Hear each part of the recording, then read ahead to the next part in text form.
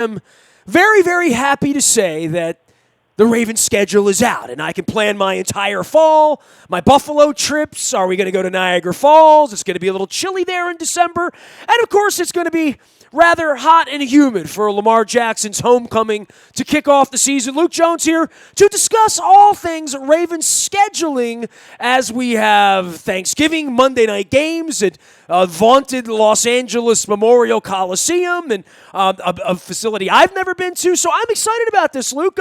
Let's get it on, as they used to say in the boxing squared circle, right? Absolutely. I mean, as much as I poke fun of the NFL Network doing a 3-hour special and some of the hysteria that you see, it's always exciting to see the schedule come out from the standpoint of you start to develop some context as far as what this season's going to look like. We've known these opponents.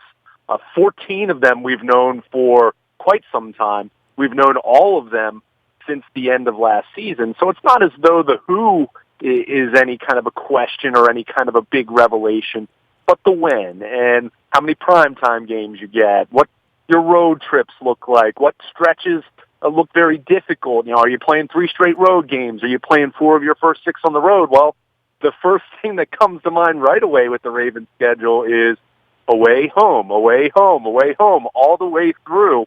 I believe I saw a stat from ESPN that said that they're only the 4th team since they went to the 16-game schedule that's had alternating home and away games all the way through. It's kind of hard to do, right? I mean, there's so many moving parts, and if you follow this ad on Twitter, I mean, Peter King had an interview. They said that they purposely don't have the Eagles at home in October because the league looked at that and thought the likelihood of the Phillies playing games at home in October would be there, right? So there's all of these stadium, city. You know, I know that the Patriots game and that November night that we have here is to coincide with Light City, right? So Tom Brady, bright lights, Sunday Night Football, Light City for Baltimore. That's a nice thing for Baltimore, having moved Light City and knowing what Light City represents for the city and the growth of the city and how they've moved that to November. So every municipality has like a little wrinkle, a little thing. Like the Raiders don't play at home for like 2 months or something, right? Yeah. I mean, you look at some of the different trends around the league and long stretches, and especially when you throw in a London game, an international game for one of these teams that serves as one of their 8, quote, home games, you can really get some of these stretches that are just incredible. And we've seen the Ravens have those, but again, you know, you can kind of look at a couple things here and there. I mean, the Monday night road game in Los Angeles, you know, that's a long trip, and then you fly back, and you give the players Tuesday, and then they're back at work Wednesday, so it's a short week. But even then, they play that following Sunday at home. So, you know, a late season Thursday night game. I know some people talked about that a little bit. But yeah, they have some bunched up games. Like between Thanksgiving and the Jets game, they're playing like 4 games. And I didn't see the math. It's a lot of games in a little bit of time after the bye, for sure. Yeah. I mean, it's challenging, but at the same time, it's not horribly different from any team that just plays a Thursday night game late in the season. I mean, that's just the reality. When you play a Thursday game, you're going to have one of those stretches where you play 2, 3, 4 games in a relatively short period of time. Now, it's later in the season, so that's definitely a challenge. But, again, there's not a whole lot about this schedule other than just if you just want to look at the quality of opponents, the quality of quarterback over some of these stretches, which we've known. That's nothing new. But just the structure, the competitive balance of the schedule, I think that you're really reaching it if you're overly unhappy with what this looks like. And to your point, Sunday night home game, first time the Ravens have hosted Sunday night football since 2012. They've had a few games flexed out of that spot.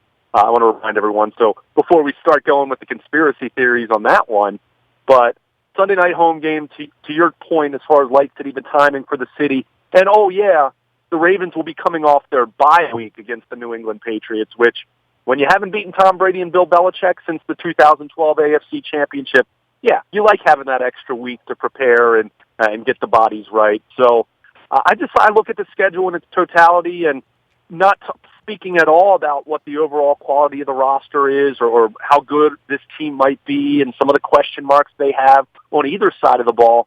I just think you look at the schedule itself, and it should set up for the Ravens to be as good as they're capable of being, and not just harping on getting a raw deal with the schedule. You mentioned the quarterbacks that line up here, and obviously you're playing the two teams that were in the Super Bowl within a couple of weeks of each other in November, late in the season, where things are going to be on the line. We're going to see where Lamar Jackson is in his maturation by then. We'll see what this offense. I mean, they'll be able to play themselves into this against the Dolphins, against the Arizona Cardinals early in the schedule. I did like that part of it, too. And there's also the weird part of Pittsburgh being here at the end and no Sunday night game. And, where are the Browns in all of this now that we consider the Browns the tougher team in the division? And that might be the tougher trip than playing the Steelers at home at the end. So I think a lot of this is an adjustment week to week to say, what do you think the other team is going to be when you play that? How do we get to 11-5 or 12-4? And I saw the everybody poking fun at the ESPN reporters for having all the reporters have their team 11-5 or whatever, or trying to find some pathway. I think we're all trying to do that as well with wherever you are. But playing the tougher teams later in the year for this team specifically, with a heart transplant on defense, with a complete overhaul on the offense from where they were a year ago or even at week 8 last year, with Lamar Jackson and a whole different set of personnel and what they're trying to do, where they have a whole offseason and a draft to tool this thing to where they want it. I like seeing Tom Brady in week 9 better than I do in week 2. Yeah, I think that's a fair point, especially with all the changes they've had. I mean, there's going to be some growing pains. I really feel that way, and that's even if you're someone that's all in on Lamar Jackson and excited and think that he's going to be a transcendent talent and that the Ravens are going to be sitting pretty for the next decade. And look, I'm not going to disparage anyone who feels that way, but a second-year quarterback is far more likely to have even some guys who become very accomplished, winning, Super Bowl winning, MVP, Pro Bowl caliber quarterbacks will have growing pains early on in their career. Patrick Mahomes is the extreme exception, not the norm. Well, Dak Prescott would be a better example of a guy who flashed a little something, and now Deshaun Watson, RG3. I mean, there are a lot of guys that flashed 10 weeks. Tom Brady's done this for 20 years. You know what I mean? Ben Roethlisberger. We go through all the Rivers and Breeze and any of these, even the guys that haven't won, the Staffords and the Ryans that have been at this a long, long time trying to get it right. It's difficult to do, and it's multiple, right? I mean, there's so many things that can go right and can go wrong. Remember 2 years ago, everywhere we went, we saw a backup quarterback, right? We thought we were going to see Aaron Rodgers. We get on the plane, and we saw some guy still can't name his name, right? So there's also part of that happens late in the season. We better make sure that the Lamar Jackson's our quarterback on November 3rd and not RG3 or his backup, right? Sure. I mean, that's all, and that's why, going back to the point you made about seeing some of the pundits make predictions based off of the schedule before the draft, before the any value free agents, before even going through the preseason and just trying to gauge what these teams look like across the league.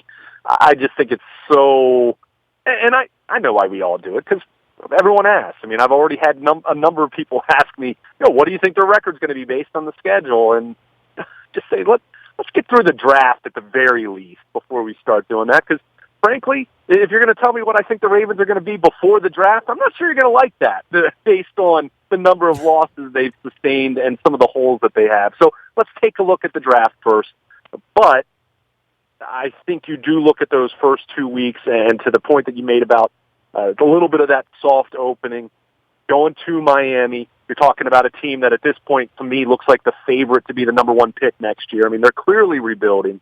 They're very much on the tank for Tua plan, so to speak. And Arizona, even if they draft Kyler Murray, and I know Terrell Suggs is going to be coming to Baltimore for the home opener, and that's going to be strange and surreal, but those are 2 games that should be bankable wins, just like that. And if they're not, then we might be talking about a much different narrative for this Ravens team than everyone wants to at this point. So get off to a 2-0 start, and then some of the good quarterbacks pick up. You go to Kansas City, saw what that game was like last December. I mean, it was one of the best games of the regular season last year around the league. So that'll be fun.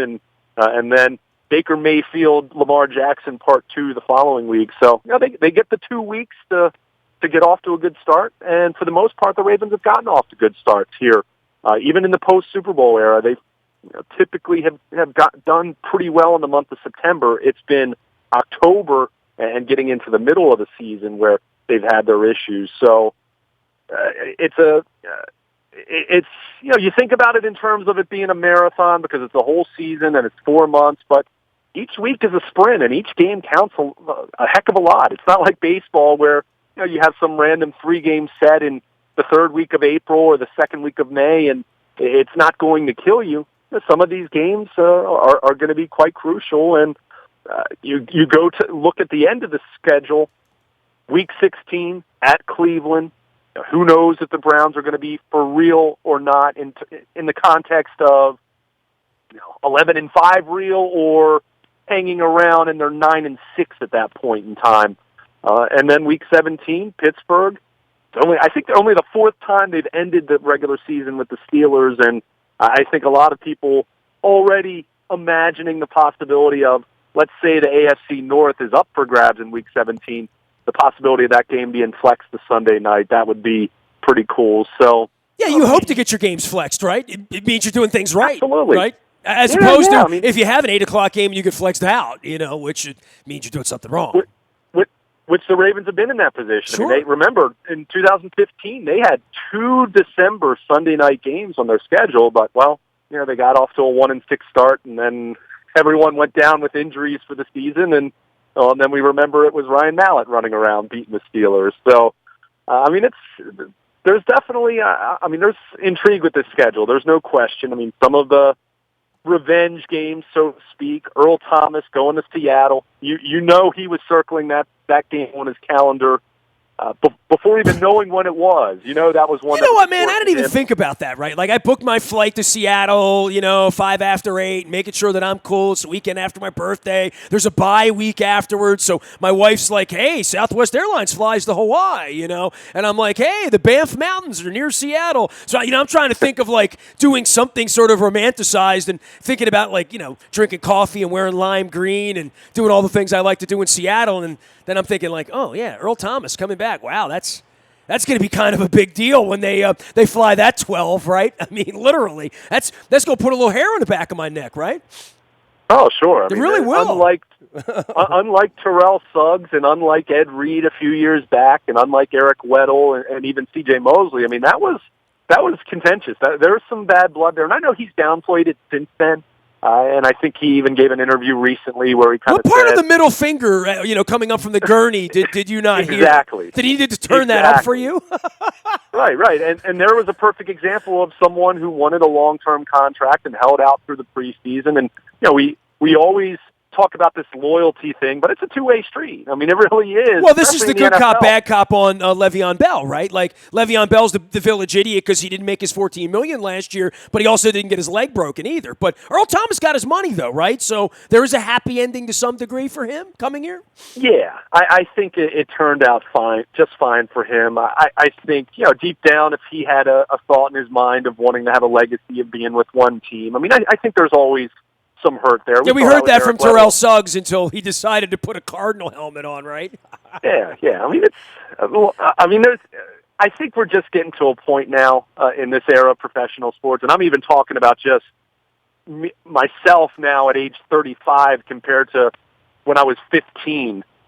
And even 20 years ago, we talked about athletes spending their entire career in one place, how rare that was becoming. It's becoming extremely rare now, almost to the point where it's surprising when it does happen. You know what's really weird, dude? We did the Torrey Smith thing a couple weeks ago, right? And I love Torrey. You loved I had to think about what team he was on. You know what I mean? Like, literally. Yeah. And I'm not being mean to Torrey. I mean, nobody does more for the city. That's why he's here and he's doing it. But you're thinking, I forgot about San Francisco. Literally. Like, I'm like, Philadelphia, Carolina, okay.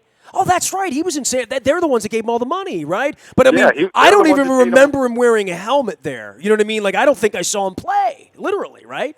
Well, he played in that game against the Ravens in 2015. Remember, I believe, caught a long touchdown. No, I'm just saying, like, I don't even think about him in those terms, and he's on his fourth team, and, and there's as good a guy, community, all that stuff, and he's shuttled around at this point. I mean, Flacco running around in that Broncos jersey the other day. Weird, right? Yeah, wait till you see him in a Jaguars jersey next year and, holding the helmet up in Philadelphia for Carson Wentz when he's 37. Or, that's where we are. I mean, I remember Franco Harris wearing a Seattle Seahawks, Burt Jones in a Rams uniform on a Topps card back in 79 and 80, Weird times even then. I had Mike Silver on this week, or somebody talking about Brett Favre coming out wearing Vikings gear at Lambeau Field. So once you've done that, everything else sort of jumps the shark on that, right?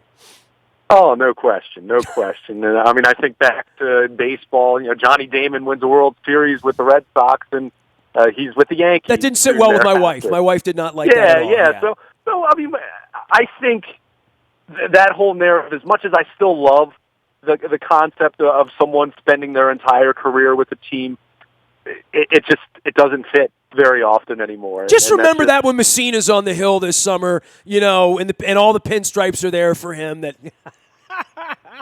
Yeah, I mean, but at the same time, I think Ed Reed's a great reminder of, what, he went somewhere else this last year, and he got a nice payday that the Ravens were not going to give him. Did it really ruin his legacy in any way? No. But he wore two helmets. You're forgetting about the other one, right? Yeah. I mean, so I think at the end of the day, it makes you feel good. There's a warm and fuzzy aspect to it, but in most of these cases, they come back and they do their one-day retirement thing, or they do their press conference, or they're in the Ring of Honor, and it's fine. I mean, Mike Messina, you mentioned him, that was a little bit different because he left right in the middle of his prime. If C.J. Mosley goes on to be an even better player in New York than he was in Baltimore, and the Ravens have issues at the inside linebacker position, maybe we're talking about that in a little different context. I'm guessing probably won't be that dramatic, but in most of these cases, when a vet leaves after a long time in one place, they come back and it's fine. Well, dude, we put guys all over the league. So, like, the Jets are coming in December. CJ will be here. Who else? Somebody else I saw on the schedule that is going to have a homecoming here. Oh, Weddle. We're going to see him out there in L.A. On Thanksgiving Monday night. So every week we're going to be seeing ex-players around here, ex-coaches. We saw Marvin twice a year forever. I think we've... we got used to seeing Todd Heap in a Cardinal helmet, or Haloti Ngata, who also went to a couple of places, and I had to do the math on, where's Haloti Ngata after all these years, because that's what happens when guys hang on. Sure. I mean, Haloti Ngata just announced his retirement earlier this offseason, but he's been in a couple places. So I mean, it's just the nature of the beast, and I'm not trying to be flippant about it. I think it's great when someone stays with one team their entire career, but it has to work on both sides. And sometimes, in the case of Ed Reed, if the Ravens had paid him what the Houston Texans paid him, Ed Reed would have remained a Raven and would have played out his career with the Ravens. But it didn't work out that way, but it's fine. Ed Reed is still beloved and still, maybe not the best player in franchise history, but he's number 2 or number 3. There's no debating that. He's in the top 3. So it's fine in that way, but it does create so many of these narratives for these revenge games around the league. I mean, think about Pittsburgh playing the Jets. I mean, that's going to be a really big deal in Pittsburgh with Le'Veon Bell. And so, but you get so many of them that I almost feel at some point some of them are legit, and others it just feels like you're grasping for straws. No, nothing better than Elway coming back here in '83, though. That was a little different. Sure, that's different, but you mentioned even Eric Weddle. I mean, Eric Weddle, it's going to be interesting, and it's going to be, I'm sure he'll be on a conference call with the Baltimore media as every team makes an opposing player available to the other team's media. But is it going to be this big storyline and bulletin board material and things of that nature? No, it's going to be more a case of all the players are going to go say hello to him, all the coaches are going to go say hello to him, and the most intriguing part of it's not going to be any sense of animosity. It's going to be Eric Weddle practiced against Lamar Jackson for an entire year, and we know how cerebral Weddle is on the back end of the defense. Even if he physically isn't all that overwhelming as a player anymore, but he's going to have some secrets and some thoughts about how to contain Lamar Jackson for that Rams defense. And on the flip side, that'll be Lamar Jackson, over halfway into, about halfway through his first full year as a starter. So, it's going to be a chess game in that regard. But so many of these revenge games, I mean, it feels like every team in the league has at least a few of them now every year because there's just so much player movement. And we're not even talking about lesser-known guys like, John Brown or Ty Montgomery or guys who just spent a minute here in Baltimore. Even just talking about guys who've been here for multiple years, seems like you have at least a couple of these every year. It's just the nature of the game in 2019. I fear Lawrence Guy on November the 3rd. He is Luke Jones. He is Baltimore Luke out on Twitter and Luke at WNST.net. Just want to tell everybody about all of our sponsors. Want to give a shout out to everybody. Hammer Nails out in Owings Mills. I'm working on a pedicure out there. The TVs, the adult beverages, the hot towels, they're in the town center. You see me wear the hat. I also have a Hammer Nails koozie here that I got to wrap around my drinks now that it's getting a little warm outside. Patrick's in Essex. I saw that Rob Fahey was down there. Thursday night's always steak dinner night, just $11.99. Cold beer, great bands, never a cover. It's Pat Ricks in Essex. I got to get down there and get me some shrimp on a Tuesday night. The Modell Lyric coming up. Britt Floyd on May 2nd. Frank Zappa in the Hologram. I've got Ahmed Zappa coming on next week. That's May the 3rd. Eddie B doing the comedy, the teacher comedy. Luca like that, June 8th. Bill Maher, June 9th. JoJo Siwa, June 12th. Big thing here with Marvin Gaye, the music of pride and joy. I'm definitely doing that the weekend of June 13th. And Diana Ross on June 30th. All coming to the Modell Lyric. There's magic at the Modell Lyric. Sporticulture, Court is sending me some sort of lava lamp next week for the draft. So I think we're going to have some groove going on here. I've been going low lighting because the studio lighting's drying out my eyes. So Sporticulture, flowers, and apparently lava lamps. I'll tell you more. The Lee Tessier team, Baltimore's premier realty team, the folks I trust with my real estate transactions. Lee's been doing this with his team, over 50 years of experience. They make it easy. Cutting through all the laws, all the red tape, making it easy. It's hard enough to sell your house, keep it clean, show it. If you have animals, get them in and out. That's a nod to my pals at Goodwill. Go to LeeTessier.com to learn more. Royal Farms, real fresh, real fast. The Tasty Kona Blend in my cup. Make sure you're using the ROFO Rewards card. By the way, I did not know that they had gravy for the Western fries. I learned this like 2 weeks ago at, I call it the Burke's location. Everybody knows where that is, Lombard and Light. And they said, do you want gravy? And I'm like, is that gravy in there? And I tried the gravy. The gravy with the Western fries. I'm the first to plug it. You heard it here first.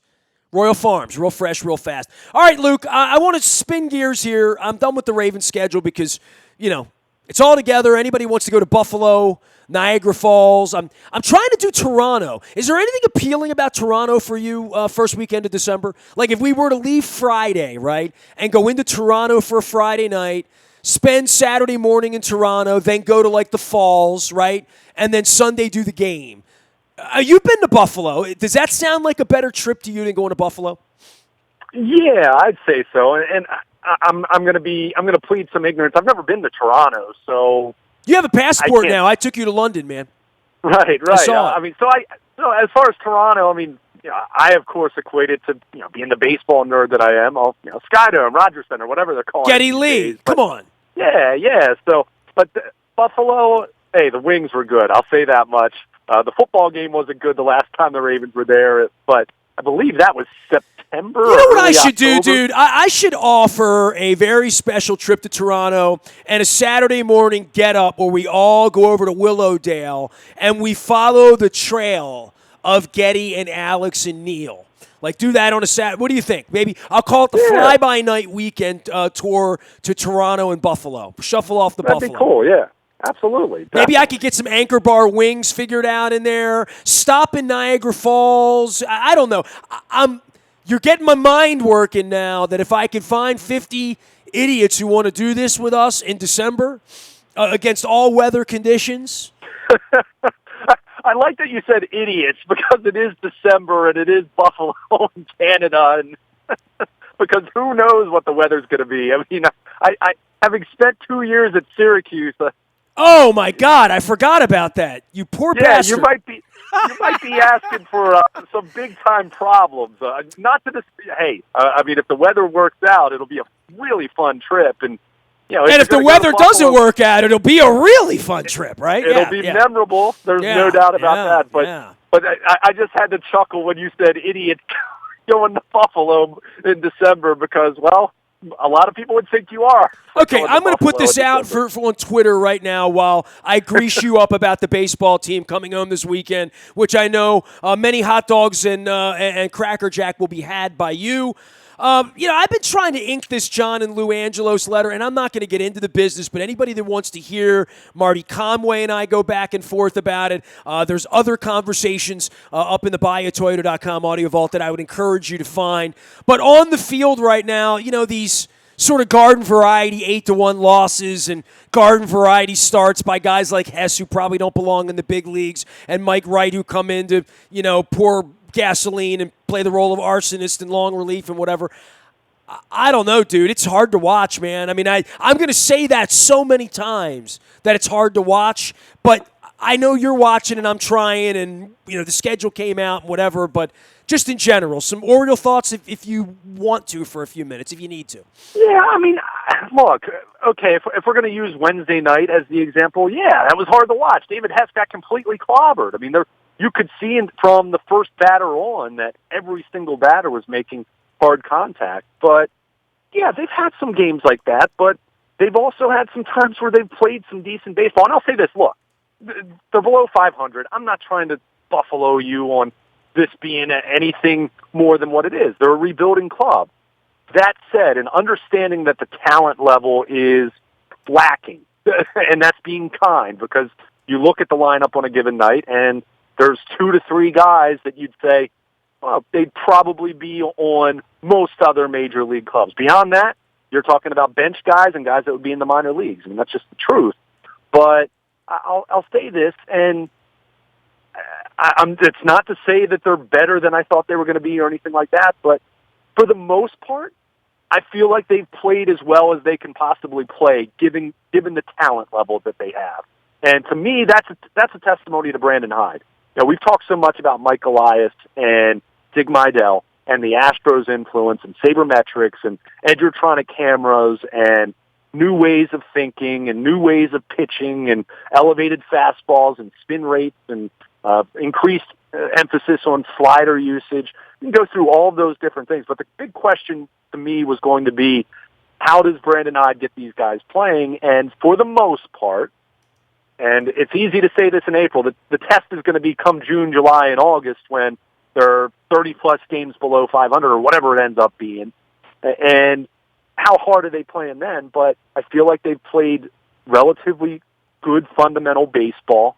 They typically throw to the right base. They typically don't make a lot of dumb outs on the bases or anything like that. I've seen some numbers. They've actually worked counts a little more extensively than last year's team had to this point. And these are all things that you probably would have said in February you wanted to see in late April, sure. right? Like, literally. Yeah, I mean, the things that last year's teams did that were very fundamentally flawed all the way through, all the analytics that said to Buck, you're an old man, you're a fossil in the way that you're doing this or that. And Buck was a genius about the bullpen. I think over the long haul, that was something he was a genius about. But, grinding Matt Wieters down in the early days and all of this sort of baseball isms of swinging from the heels and let Adam be Adam and, these are they are the way they are. And, we had a lot of that going on over the Mark Reynolds. We had a lot of that happening around here before it was even cool to either strike out or hit a home run, right?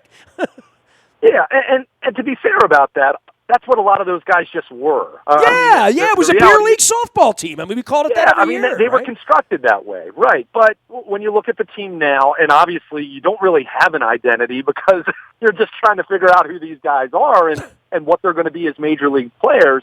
But I feel for the most part, and you do have to grade on a curve. The fact that they're, they've only won 7 or 8 games through their first 20 games or so. I mean, I'm not surprised by that. I mean, that's about what I thought it would be. I mean, I picked this team to lose 104 games, but I just think the way that they've played is, it reflects well on what Brandon Hyde and the coaching staff have done. And I'll leave it at that. That doesn't mean I think they're going to be good or that they're going to have a magical season or anything like that.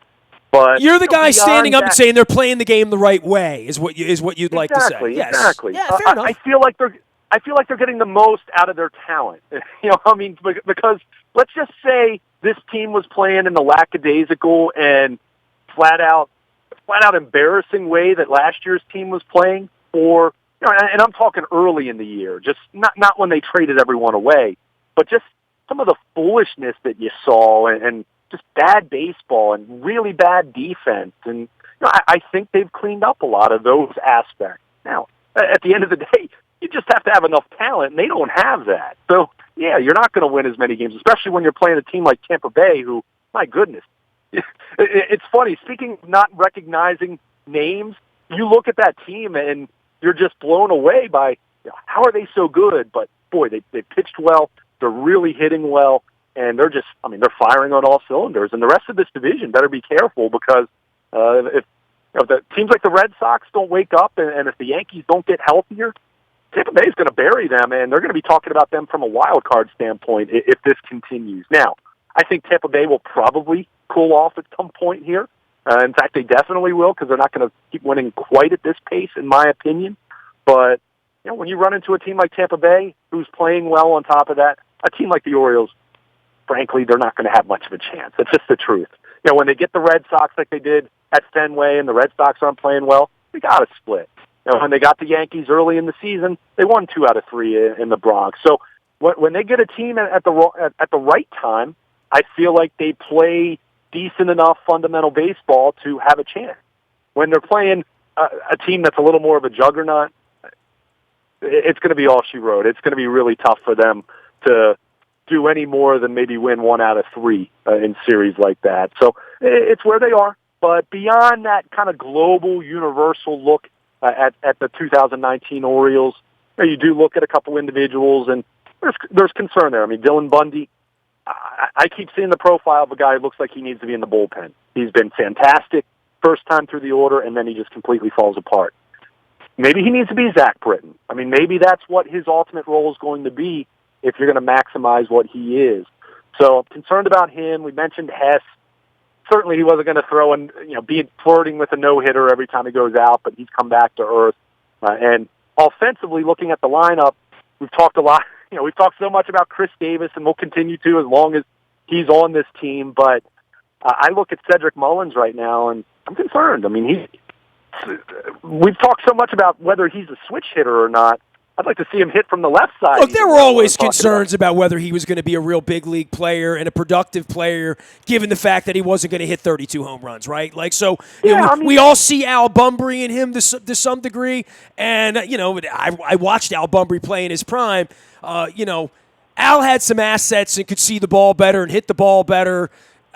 Just in a lot of ways. I mean, I think it's a wonderful little throwback thing for a guy my age, but I don't see him and see a guy that might hit 318 at some point and get on base at a 420 clip, Yeah, and I mean, and what you're suggesting there, I mean, you're talking about an all-star caliber player. Sure, I mean a guy that's going to be in the lineup when they're good 5 years from now, as opposed to a guy that's a quad A Joey Rickard guy, that's all. Sure, and that's the question. I mean, short of guys like Manny Machado or Vlad Guerrero Jr. or the 2 kids that came up for Albies and Acuna for Atlanta last year. I mean, there's always questions about these guys, and I'm going to be clear. I'm not burying Cedric Mullins, but you're talking about him having a batting average that's right there with Chris Davis right now. I mean, that's just where he is at this point. So I think you continue to trot him out there, especially Austin Hayes getting healthy with the thumb down below. You don't really have a surefire alternative that looks appealing on paper right now. So you have to be patient with him. And I'm still not ready to give up on him. But this is why, as much as we talk about a rebuild and trying to figure out how long it's going to be, you can't anticipate these types of things. And even in Houston, the Astros completely blew the Brady Aiken pick, but they ended up getting Bregman the following year. So you're going to have bumps along the road. You're going to have things that don't work out. You're going to have players who you thought were going to be really good prospects for you flame out and not work out. And the Orioles have seen plenty of that over the last 20 years. But you're also going to have some guys who surprise you. And, as much as I just spent time talking about Cedric Mullins, Dwight Smith Jr. continues to hit the ball, which I don't know how long he's going to continue this, but he's a guy who at one point was a supplemental first-round pick and just never seemed to really get his footing in Toronto in that organization, and never really did anything that wows you. But he's the kind of guy who does everything pretty well. He's a guy to me that could be a big league ball player that could hit 260 in some sort of 380 at bat role. If you pick he would be like, he looks like a legitimate big league ball player. He'd be the worst player on the Yankees. You know what I mean? He'd be one of those Shane Spencer kind of guys. You know what I mean? Right, and when I'm complimenting him, I want to be clear about that. I mean, we're still talking about grading on a curve here, but hey, he's hit, and he's even hit for some power, which was one of the questions about him through the minor leagues, was he just wasn't a big power guy. He hit a home run around the pesky pole, and he's hit some doubles. He hit a long home run on the last homestand, so he's been interesting. At the very least you can ask for, or it might even be the most you can ask for, as I really kind of formulated. But when you're talking about this year's team where it's just so many placeholders, can you just identify a couple guys that are interesting, a couple guys who might be part of something here over the next few years? And that doesn't mean they're going to be an all-star. It might mean that Dwight Smith becomes their fourth outfielder, platoon DH type. I don't know. But he's played well enough where I'm interested to watch him, and I've enjoyed watching him. And he's got a nice swing, and it's kind of cool that his dad played in the major leagues, and remember, even had a few weeks with the Orioles before the strike in '94. So, it's just been one of those. He's been a pleasant surprise, and you're hoping to have a couple more of those along the way. They've had a couple pitchers. John Means has thrown the ball well. Paul Fry's thrown the ball well out of the bullpen. So, they need much, much, much more of that. And even those guys aren't guaranteed to continue doing this, but it gives you something to identify with as you watch these games, knowing that they're going to lose far more frequently than they win. So, if you can identify a few of those guys and then monitor what's happening down below, which, by the way, the Orioles have had some really nice pitching performances in the minor leagues, and I'm not going to say I'm surprised by this, but their strikeout rates are up, which was a big calling card in Houston. So you hope that Mike Elias and Meidel and the new regime have identified some talent already in this organization, and they're going to be able to work their magic with them to develop them. There's a novel idea. The Orioles have had talent. They haven't been able to develop it. They drafted Jake Arrieta. They've drafted some other guys. Gosman's okay, too, from what I understand, yes. Yeah, Gosman threw a hell of a game against Arizona the other night. By the way, Manny Machado is playing in D.C. next weekend of the NFL draft. I didn't realize that, but I looked in my Padres jersey wear as well. So, I know the cherry blossoms won't be out, but Manny Machado will. So, who the heck knows? Tickets are $10. Come on down to D.C. and see some baseball. See some Major League Baseball. Yeah, and Manny Machado will be in Baltimore a little bit later this season. But in the meantime, like I said, there's a few guys that have caught my interest at the Major League level, and certainly I'm one of many people I think that are, anyone invested in the Orioles, I think there's a lot more excitement about the minor leagues at this point, and hoping to see guys like Austin Hayes get healthy and Yusniel Diaz continue to develop, and Grayson Rodriguez, their first-round pick, has had a nice from last year. Has had a nice start to his season. So, I mean, there are guys to pay attention to, but in terms of wins and losses at the Major League level, yeah, it is tough to stay engaged in that way. So you try to identify those 5 or 6 guys that you like watching on a nightly basis, and hope to see them do well. And you try to figure out, and probably more than anything, daydream how that might fit into some winner down the line, you hope. He is Luke Jones. He is Baltimore Luke, and Luke at WNST.net. All of our WNST coverage can be found in the buyatoyota.com audio vault. The kids call it podcasting. You can download, listen to what you want, when you want, where you want, and, of course, anytime, anywhere. It's all brought to you by buyatoyota.com. Our morning newspaper ships digitally to your email inbox each and every morning, courtesy of our friends at Planet Fitness at planetfitness.com, where they encourage you to get inside and get yourself in the best shape of your life here. Springtime has sprung. Still $10 a month. It's Planet Fitness at planetfitness.com. Also, the Maryland Jockey Club and Laurel, they're racing this week down at Laurel. I might get down there Saturday myself, certainly getting ready for the Derby. Bob Baffert's got some horses. We're racing at Pimlico next month for the Preakness. Last but never least, any breaking news happens first on the WNST Tech Service. That's all brought to you by Coons Ford Security Boulevard. Dennis Colatzos will be here on Thursday from 3 until 5. It is the SSV on WNST. I am Nestor, a very available individual. Facebook, Twitter, LinkedIn, Snapchat, Instagram, streaming live right here on our Facebook Live and the groovy lighting, as well as our YouTube, WNSTV channel. We are WNST.net, AM 1570, and WNST Towson, Baltimore. Hope to see you at Silver Spring Mining Company up at Hunt Valley on Saturday night for the Caps game at 8 p.m., Game 5 with the Canes. We'll see who Ovechkin can knock out then. We are WNST.net, AM 1570, and WNST Towson, Baltimore. We never stop talking Baltimore sports.